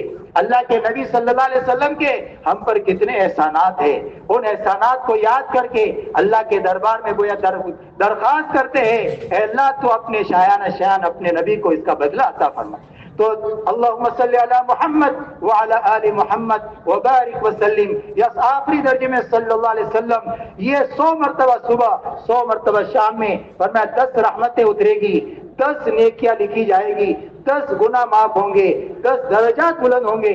انداز لگاؤ کتنا عمل نامے میں ذخیرہ جمع ہو جائے گا۔ اور اللہ کے نبی سے محبت پیدا ہوگی، تو جب اللہ کے نبی سے محبت پیدا ہوگی، سنتوں سے محبت پیدا ہوگی۔ کریں گے بھائی۔ اور 1 تسبیح استغفار کی، استغفر اللہ ربی من کل ذنب واتوب الیہ، اپنے گناہوں سے اللہ سے معافی مانگنا۔ اور یہ حدیث پاک میں فرمایا، جو استغفار کو لازم پکڑے گا اللہ تعالیٰ اس کو 3 انعام عطا فرمائیں گے۔ پہلا انعام، اللہ ٹینشن دور کریں گے، من کل ہم فرجا، اللہ ٹینشن دور کریں گے۔ جو دماغوں پر بوجھ ہے نا، یہ اللہ استغفار کی برکت سے دور کریں گے۔ دوسرا فائدہ، وَمِن كُلِّ ضِيقٍ مخرجا، اللہ تنگیوں میں سے راستہ عطا فرمائیں گے۔ تیسرا انعام، اللہ تعالیٰ ایسی جگہ سے روزی عطا فرمائیں گے جہاں سے وہم و گمان بھی نہیں ہوگا۔ اس لیے اپنی ذات سے اپنے گھروں میں بچے بچیاں بڑے چھوٹے سب اس کا اہتمام کریں گے بھائی انشاءاللہ۔ تیسری بات، ذکر کے اندر اللہ کے نبی نے ہمیں مسنون دعائیں بتائی، ان مسنون دعاؤں کا اہتمام، ان مسنون دعاؤں میں ایمان سکھایا گیا ہے۔ کھانا کھانے کے بعد ہم کیا کہتے ہیں؟ الحمدللہ الذی اطعمنا وسقانا الی آخری۔ ایسے آدمی سوے تو سونے سے پہلے کی دعا، اٹھے تو اٹھنے کی دعا، استنجے میں جاوے تو استنجے کی دعا، نکلے تو نکلنے کی دعا، مسجد میں جاوے تو مسجد میں جانے کی دعا، نکلے تو نکلنے کی دعا۔ یہ اللہ کے نبی صلی اللہ علیہ وسلم نے ہمیں اللہ سے مانگنے والا بنایا ہے۔ اللہ والے فرماتے ہیں اللہ تک پہنچنے کا شارٹ کٹ راستہ 2 باتیں ہیں۔ ایک تو اللہ نے جو نعمتیں ہم کو دے رکھی ہے ان نعمتوں پر اللہ کا شکر ادا کرنا، جس کی ضرورت ہے اس کو اللہ سے مانگتے رہنا۔ اور یہ جو دعائیں ہیں، ان دعاؤں میں ان دونوں کی تعلیم ہے، اور کتنی پیاری تعلیم ہے، کتنی پیاری تعلیم ہے۔ اللہ کے نبی کا ارشاد ہے، رات کو گھر کا دروازہ بسم اللہ کہہ کر کے بند کیا، گھر میں کھانا بسم اللہ کہہ کر کے کھانا شروع کیا، اس کھانے میں اس گھر میں شیطان نہیں رہتا۔ بغیر بسم اللہ کے دروازہ بند کیا، کھانا شروع کیا تو شیطان کہتا ہے آ جاؤ، تمہیں کھانے کی جگہ بھی مل گئی، رہنے کی جگہ بھی مل گئی۔ ایسے ہی استنجے میں آدمی دعا مانگ کر کے جاتا ہے تو شیطان اور شرمگاہ کے درمیان میں پردہ حائل ہو جاتا ہے، شرمگاہ کو شیطان دیکھ نہیں سکتا ہے، اور بغیر دعا کے جاتا ہے تو شیطان کھیلتا ہے، پھر گندے گندے وساوس آتے ہیں، پھر یہ جو عام طور سے شکایتیں ہوتی ہیں نا، یہ شکایتیں اس کی وجہ یہی ہے کہ ہماری زندگیاں ذکر سے اور دعاؤں سے یہ خالی ہے۔ اگر ہماری زندگی ذکر سے آباد ہو جائے، ہماری زندگی دعاؤں سے آباد ہو جائے تو اس کو تو جو حصن حسین کہا گیا، مضبوط قلعہ کہا گیا، جیسے مضبوط قلعے میں آدمی کی حفاظت ہوتی ہے تو نفس اور شیطان کی حفاظت کے لیے راستہ ہے ذکر کا اہتمام، تلاوت کا اہتمام، اور یہ مسنون دعاؤں کا اہتمام۔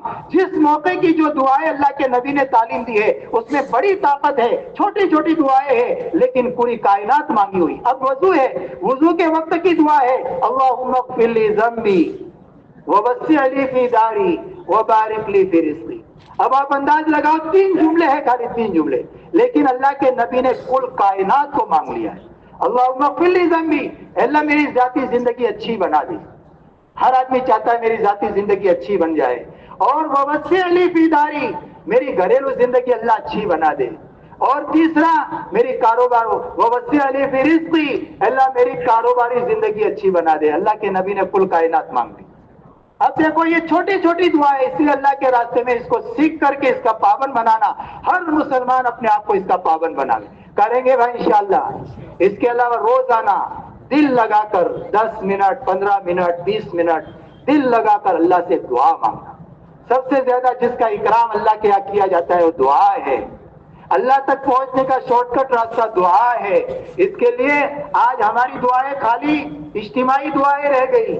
اجتماعی دعائیں وہ تو تعلیم کے لیے ہوتی ہے، ورنہ اصلاً ذکر میں اور دعا میں وہ سر ہے اور اخفاء ہے، لیکن یہ تو تعلیم کے لیے جو اجتماعی دعائیں کی جاتی ہے۔ تو روزانہ ہر مسلمان بھی اپنے دعا کے لیے وقت نکالے۔ شروع میں دل نہیں لگے گا، لائن بیزی ملے گی، لیکن انشاءاللہ لائن ملاتے رہیں گے تو ایزی ہو جائے گی، پھر تو ایسی ایزی ہو جائے گی کہ آدمی جب دعا مانگے گا تو نیچے ہاتھ رکھنے کو دل نہیں چاہے گا۔ اس کے لیے جو اللہ کے راستے میں جانے والے حضرات ہیں وہ کوشش کرے کہ رات کو عشاء کی نماز پڑھ لینے کے بعد دعوت کے تقاضے پورے ہو گئے، اب آپس کی باتوں میں نہ لگے بلکہ جلدی سونے کا اہتمام کرے، جلدی سو جائے تاکہ صبح میں جلدی اٹھ سکے۔ تو تہجد کے وقت میں اٹھیں گے، تہجد کی نماز پڑھیں گے، تہجد کی نماز پڑھنے کے بعد اب اللہ ہو اور بندہ ہو، اللہ ہو اور بندہ ہو، اور راز و نیاز کے اللہ سے باتیں کرے۔ یہ بہت اچھا وقت ہوتا ہے نفس کو کچلنے میں، اور اس وقت میں بندہ جو دعا مانگتا ہے بالکل نشانے پر لگتی ہے۔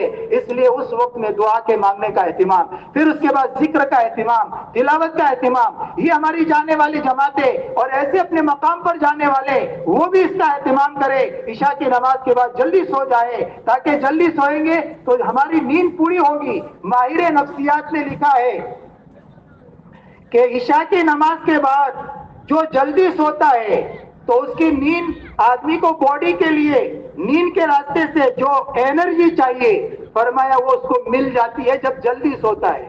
اور اگر رات کو لیٹ سوتا ہے 12 بجے 1 بجے تو باڈی کو جو انرجی چاہیے وہ چاہے 8 گھنٹہ کیا 10-12 گھنٹہ بھی سوئے گا تو بھی اس کو وہ چیز نہیں ملے گی۔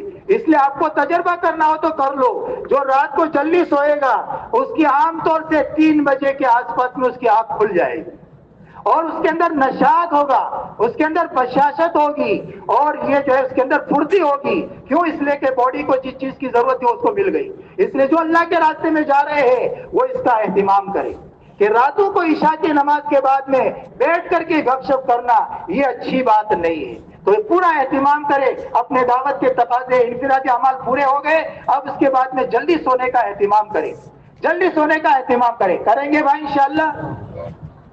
اس کے بعد چوتھی چیز جس کی ہمیں محنت کرنا ہے وہ اپنے اخلاق پر محنت کرنا ہے، اپنے اخلاق پر، اس لیے کہ قیامت میں سب سے زیادہ وزنی ترازو اس کا ہوگا جس کے اخلاق اچھے ہوں گے۔ اور اونچے اونچے درجات اس کو ملیں گے جس کے اخلاق اچھے ہوں گے۔ اس لیے ہر مسلمان کو اس کے اسلام کی وجہ سے، کلمے کی وجہ سے عزت کرنا آ جائے، محبت کرنا آ جائے اور اکرام کرنا آ جائے، چاہے وہ کیسا ہی گناہوں میں لت پت کیوں نہ ہو، گناہ سے نفرت کریں گے، مسلمان سے نفرت نہیں کریں گے۔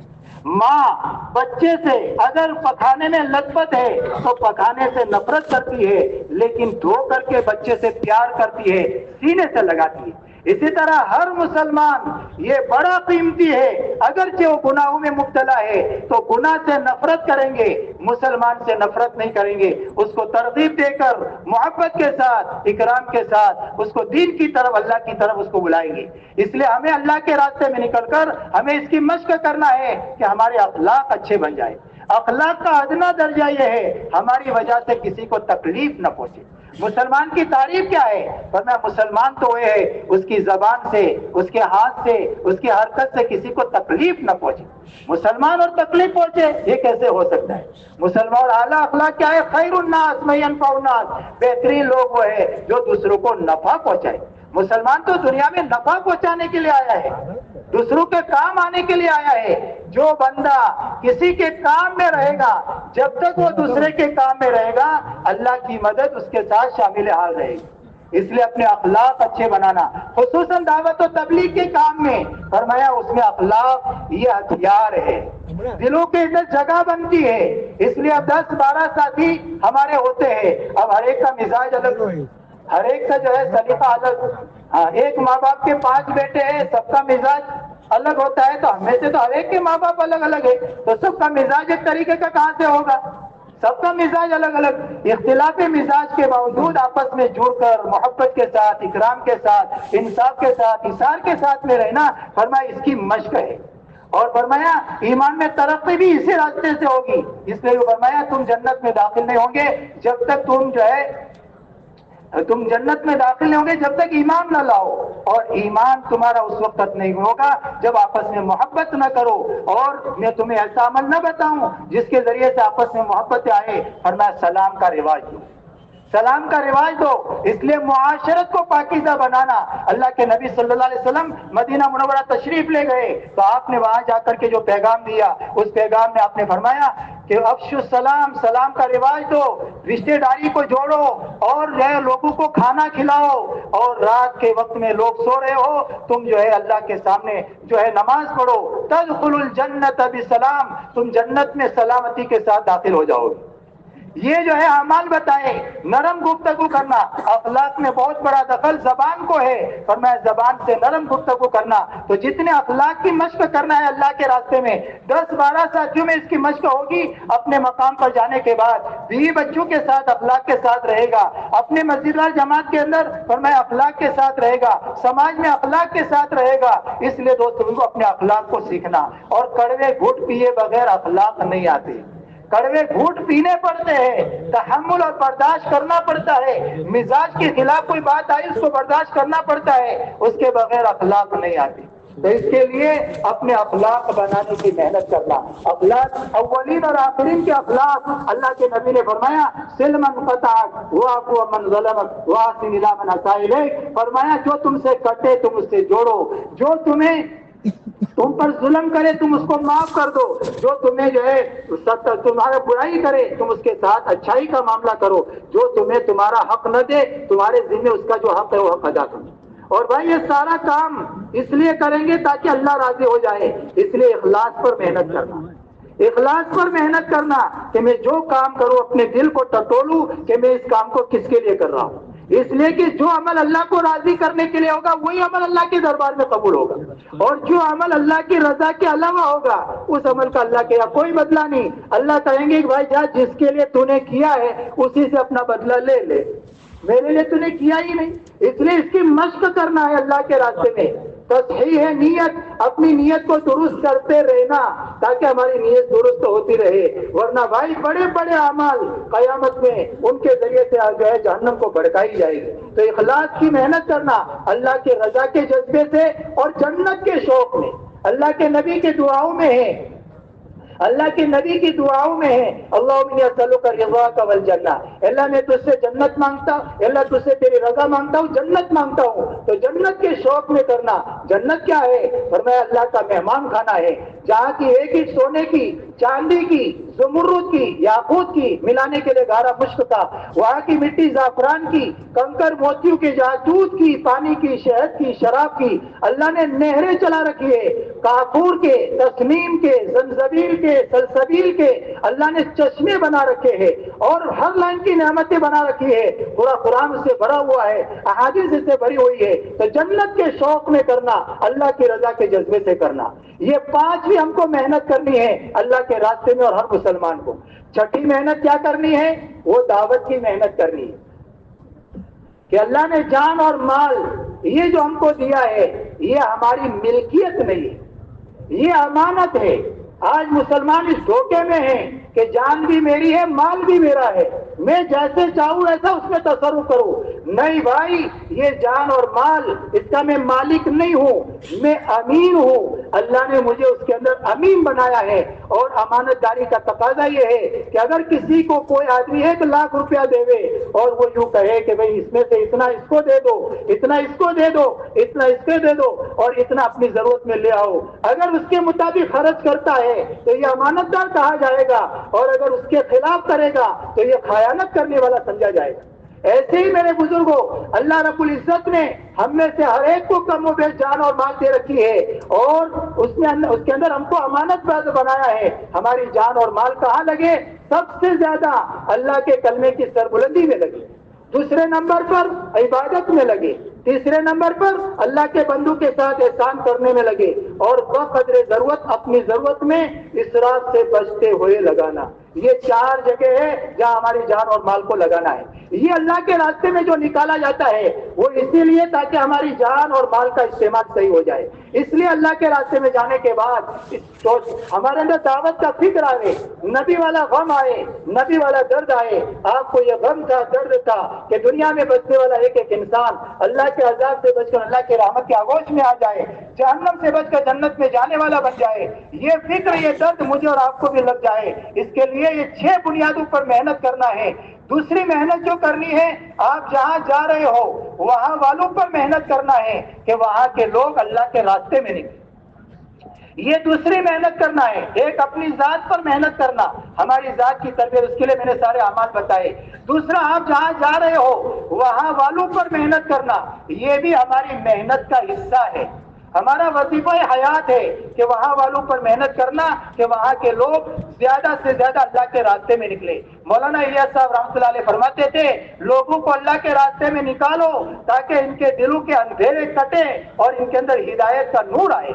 جب تک ہدایت کا نور نہیں آئے گا اس وقت تک ان کی زندگی میں سدھار نہیں آئے گا، اور جب تک زندگی میں سدھار نہیں آئے گا اس وقت تک ان کے مسائل حل نہیں ہوں گے۔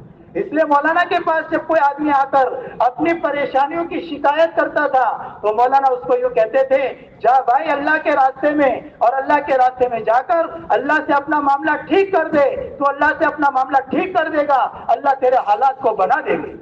اس لیے حالات کے بنانے کا راستہ اپنے آپ کو سدھارنا ہے، اور اپنے آپ کو اس وقت تک سدھار نہیں سکتے ہیں جب تک دل میں ہدایت کا نور نہ آئے، اور یہ ہدایت کا نور آئے گا جب اپنے گندے ماحول کو اور اس برے ماحول کو چھوڑ کر پاکیزہ ماحول میں جا کر جو اعمال بتائے جاتے ان اعمال کو کریں گے۔ اب دوستوں وہاں سے نقد جماعتیں نکالنا ہے، 4 مہینے کی، چلے کی، 3 دن کی، یہ جماعتیں وہاں سے نکالنا ہے۔ یہ کیسے نکلے گی؟ اس کے لیے 5 لائن کے گشت کرنا ہے۔ ہمارا 4 کاموں میں ہی وقت لگنا چاہیے۔ دعوت میں وقت لگے، سیکھنے سکھانے میں وقت لگے، ذکر تلاوت عبادت میں وقت لگے، خدمت اور اخلاق کی محنت میں وقت لگے۔ یہ 4 عمل میں ہمارا وقت لگنا چاہیے۔ 4 چیزوں سے ہمیں اپنے آپ کو بچانا ہے۔ ان اعمال کے راستے سے نور آئے گا۔ اگر آدمی اللہ کے راستے میں گیا، شیطان کی پہلے کوشش یہ ہوتی ہے کہ نکلے نہیں، نکل گیا تو اعمال نہیں کرنے دیتا، اعمال کر دیا تو کھاتے میں باقی نہیں رہنے دیتا۔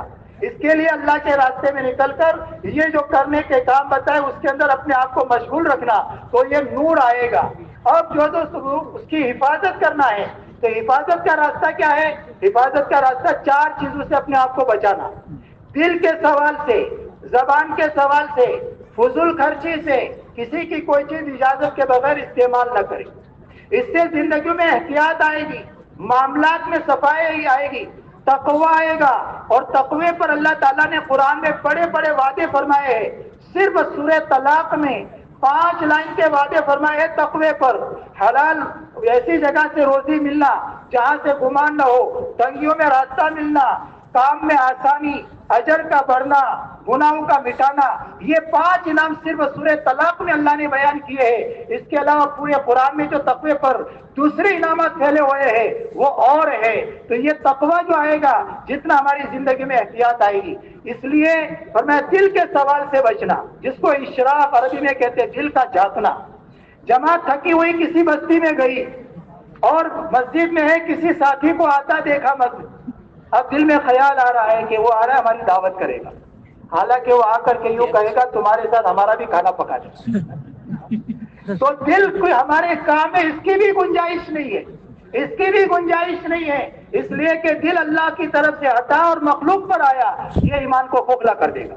تو دل کے سوال سے بچنا، زبان کے سوال سے بچنا، مانگنا ہو تو اللہ سے مانگی۔ اذا سألت فاسأل اللہ واذا استعنت فاستعن باللہ۔ اللہ سے مانگنے میں عزت ہے، مخلوق سے مانگنے میں ذلت ہے، اس لیے اس کا اہتمام۔ تیسرا، فضول خرچی۔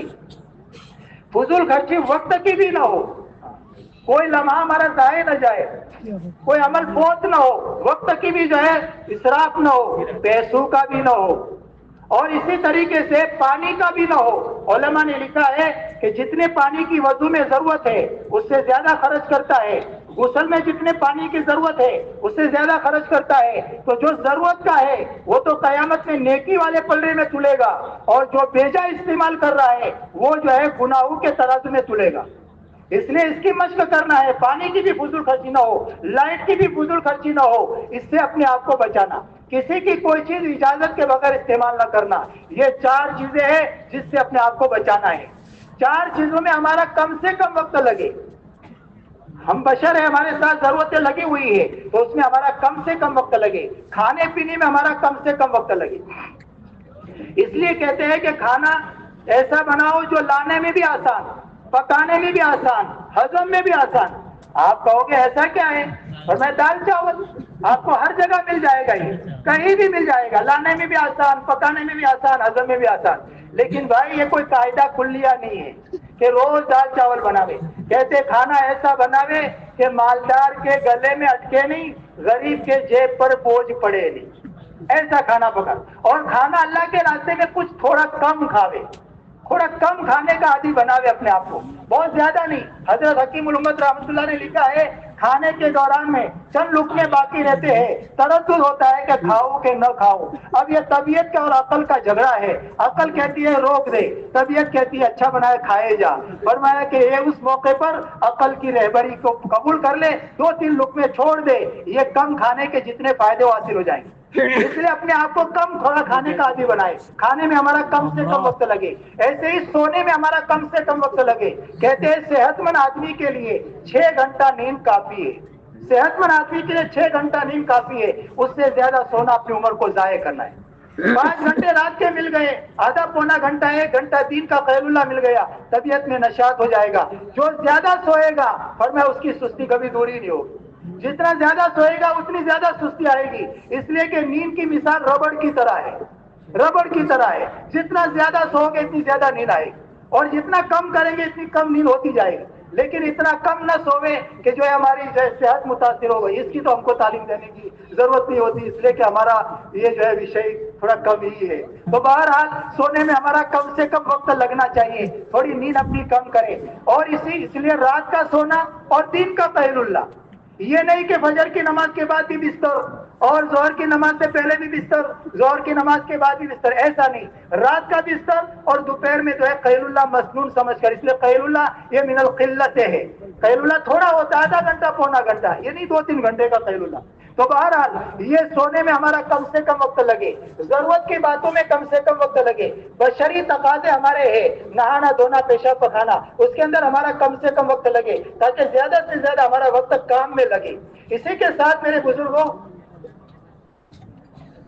4 چیزوں سے اپنے آپ کو بچانا ہے۔ ایک تو حالات حاضرہ کا تبصرہ نہ کرے، آج کون کرسی پر ہے، کون کرسی سے نیچے ہے، ہم اس کا تذکرہ نہیں کریں گے۔ آسمان سے اوپر کی، زمین کے نیچے کی ہماری باتیں ایمان کی، اعمال کی، آخرت کی، جنت کی نعمتوں کی، جہنم کے عذاب کی۔ مولانا الیاس صاحب فرماتے تھے، بولے اپنی ایک دنیا چھوڑو اور دوسری دنیا بتاؤ، دوسری دنیا 4 مہینے میں بتاؤ جہاں ایمان ہی کے تذکرے، اللہ کی قدرت کے تذکرے، اعمال کے تذکرے، جنت کے تذکرے، جہنم کے تذکرے، اتنے تذکرے کرے ہمارے دل و دماغ پر یہ جو ہے بچ رس جاوے۔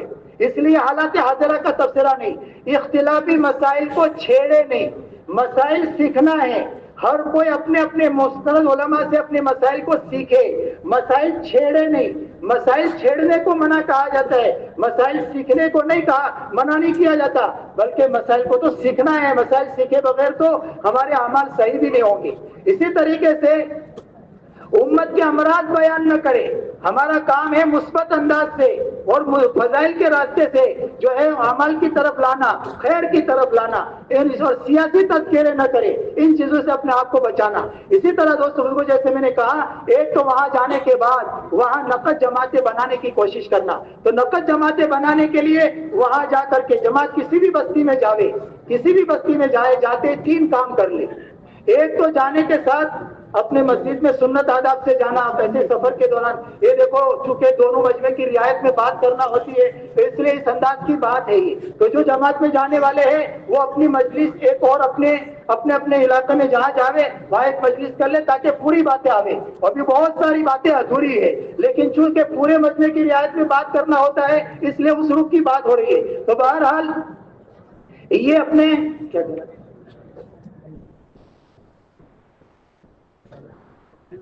ہاں، کسی بھی بستی میں جائے تو 3 کام کر لے، 3 کام۔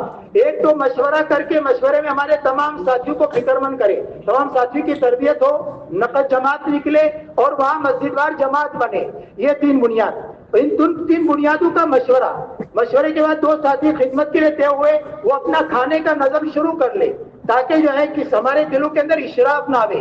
اس لیے کہتے ہیں اپنے ساتھ 2-3 دن کا کچا راشن لے کر کے چلے تاکہ وہاں جانے کے بعد ہمیں بازار کا رخ نہ لینا پڑے، ہمیں جو ہے کسی کی طرف نظر نہ جائے۔ تو جانے کے ساتھ ایک تو کھانے کا نظم شروع ہو جائے۔ جس جماعت میں جاتے ہی کھانے کا نظم شروع کر دیا اس نے آدھی تبلیغ کر دی، اب آدھی تبلیغ باقی۔ وہ آدھی تبلیغ کیا ہے؟ ایک دوسری جماعت وہاں بنا دے، 2 کی یا 3 جوڑی بنا دے، جو عام طور سے ہر بستی کے اندر دین کے لائن کے بڑے، دنیا کے لائن کے بڑے ہوتے ہیں۔ ہر بڑے کے ماتحت بہت بڑا عملہ ہوتا ہے، اس کو خصوصی ملاقات اور خصوصی گشت کہتے ہیں۔ اگر یہ متوجہ ہوئے کام کی طرف تو بہت بڑا کام کی طرف عملہ متوجہ ہو جائے گا۔ تو 2 کی جوڑی بنا کر وہاں گشت کے لیے ایک جماعت کو بھیجے، یہ خصوصی گشت ہے۔ تیسرا کام یہاں تعلیم شروع کر دے، اور میں تعلیم کے اندر پہلے فضائل قرآن میں سے 1-2 حدیث پڑھی، 1-2 حدیث پڑھنے کے بعد اپنے جماعت کا جائزہ لیں گے، میری جماعت میں قرآن کریم کو صحیح طریقے پڑھنے والے کتنے ہیں۔ اگر ایک ہی ہے تو 1 حلقہ لگے گا، 2 ہے تو 2 لگیں گے، جتنے اس کے اعتبار سے لگا کر فرمایا کہ یہ سیکھنے سکھانے کا حلقہ ہے۔ سب کا قرآن، سورہ فاتحہ، 10 سورتیں، یہ تو ابتدائی چیزیں ہیں۔ ہمارا ٹارگیٹ ہدف پورا قرآن ہے۔ ہر مسلمان یہاں سے شروع کرے اور پورا قرآن سیکھے، پھر اس کے بعد میں تعلیم کا حلقہ ہوگا، تعلیم کے حلقے میں تعلیمی گشت ہوگا۔ اسی طرح ہر کوشش کرے کہ ظہر کی نماز سے پہلے ہمارا قیلولہ بھی ہو جائے، کھانا بھی ہو جائے، تو ظہر کی نماز سے لے کر رات تک میں ہمارے پاس کام کا میدان ہوگا۔ اسی طرح جو ہے یہ تعلیمی گشت ہے، 6 صفات کا مذاکرہ ہے۔ اسی کے ساتھ ساتھ میں عصر کی نماز کے بعد اگر گشت نہیں ہے تو جو مسجد کے باہر لوگ بیٹھے ہوئے تھے 2-2 کی جوڑی بنا کر ان کی تشکیلیں کرنے کے لیے آخری درجے میں مغرب کے بعد گشت ہوگا، ان کو آمادہ کر کے لے کے آنا۔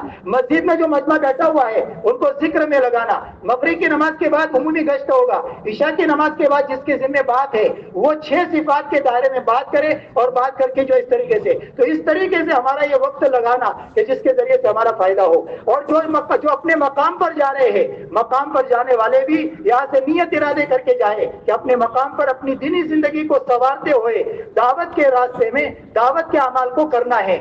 جیسے جو درخت کے ساتھ ٹہنی جڑی ہوئی ہوتی ہے وہ ہری بھری رہتی ہے، اس میں پھول بھی آتے ہیں پھل بھی آتے، اور جو ٹہنی درخت کے سے کٹ جاتی ہے فرمایا اس کو ہوا اڑا دیتی ہے، زمین اس کو کھا جاتی ہے۔ اس کے لیے اپنے مقام پر جانے کے بعد الحمدللہ ہر جگہ یہ مقامی محنت ہو رہی ہے، مقامی محنت کے ساتھ اپنے آپ کو جوڑ کر کے لگانا۔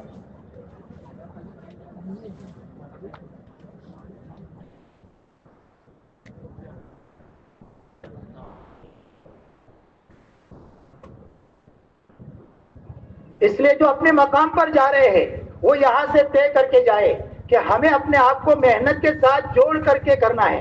جو اللہ کے راستے میں نکلنے والے، مقام پر جانے والے جب اپنے آپ کو محنت، یہ جو دعوت و تبلیغ کی محنت ہے اور اس کے سارے اعمال کی رعایت کے ساتھ ہم اپنا وقت لگائیں گے، اللہ تعالیٰ 4 بڑے بڑے انعام عطا فرمائیں گے۔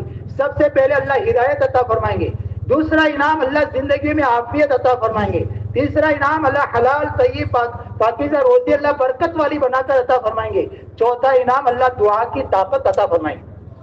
مولانا الیاس صاحب فرماتے تھے کہ بڑی بات یہ نہیں تھی کہ اللہ تعالیٰ نے صحابہ سے ملک فتح کرائے، بڑی بات یہ تھی کہ اللہ تعالیٰ نے ہر صحابی کو مستجاب الدعا بنایا تھا۔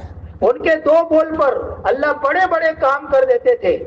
فرماتے تھے میں چاہتا ہوں ہمارے سارے کام کرنے والے اور ہر مسلمان یہ مستجاب الدعا بنے۔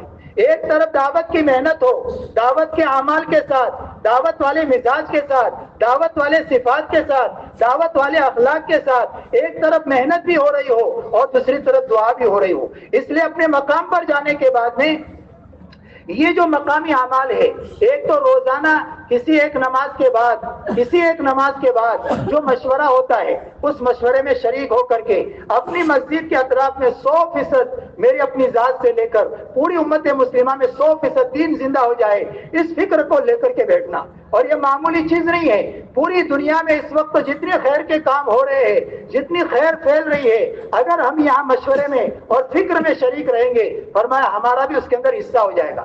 کیوں بھائی بیٹھیں گے انشاءاللہ بھائی۔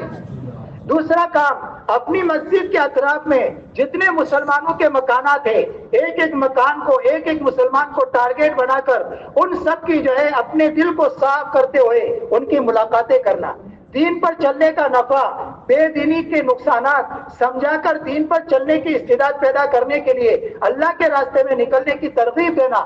اپنی اپنی مسجدوں میں اس کا عنوان اور خاکہ ہو، 4 مہینہ چلہ اور 3 دن ان کو نکالنے کی کوشش کرنا۔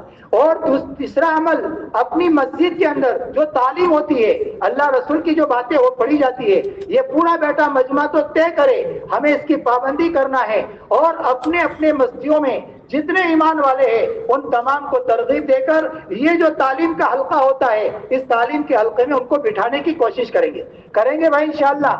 اس کے ساتھ اپنے گھر کا ماحول دینی بنے، اس لیے کہ مردوں کے بنسبت عورتیں زیادہ ہے، عورتوں کے بنسبت بچے زیادہ ہے۔